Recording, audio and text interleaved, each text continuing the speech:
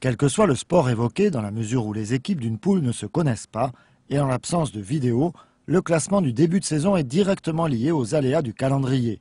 Cela impose donc la plus grande prudence à l'approche de chaque match. Je pense comme toutes les autres équipes, on ne connaît pas les adversaires, les équipes adverses, donc les matchs sont à prendre les uns après les autres et sans préjugés.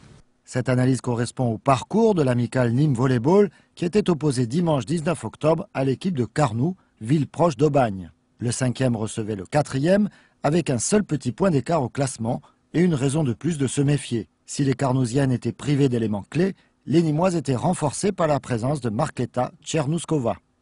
Markéta Tchernouskova, alors c'est ni plus ni moins que l'épouse du capitaine et du passeur de l'équipe d'Alès. Cela ne suffisait cependant pas à expliquer la différence de niveau mise en évidence dès le début du match. Autour de Krasimira Lizanti évolue un collectif grandi en taille et dont la technique de jeu n'a pas grand-chose à envier à des équipes évoluant dans la catégorie supérieure.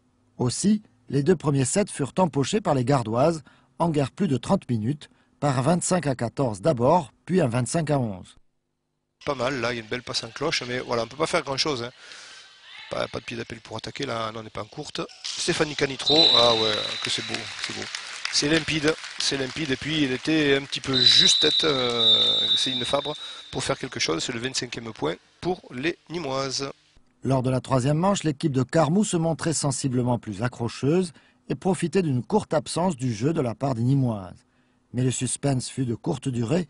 Les joueuses locales réagissaient favorablement, d'autant que le camp adverse n'était vraiment pas armé pour inquiéter son adversaire. C'est surtout un moment de déconcentration. À ce niveau-là, c'est difficile de garder la concentration du début jusqu'à la fin. Et contre les équipes, quand on mène comme ça, c'est vrai que c'est pas évident. Donc il y a des moments de relâchement.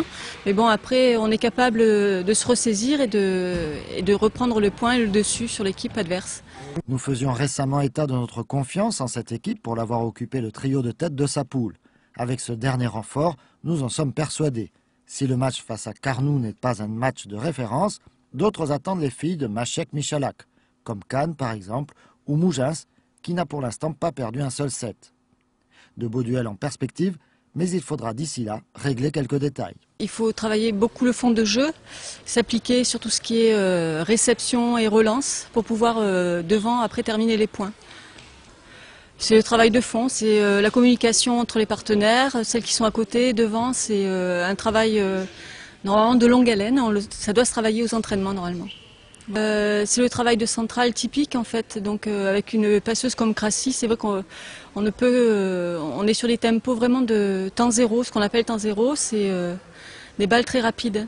Donc avec les relances et les réceps que l'on a, c'est vrai qu'il permet ce type de jeu-là.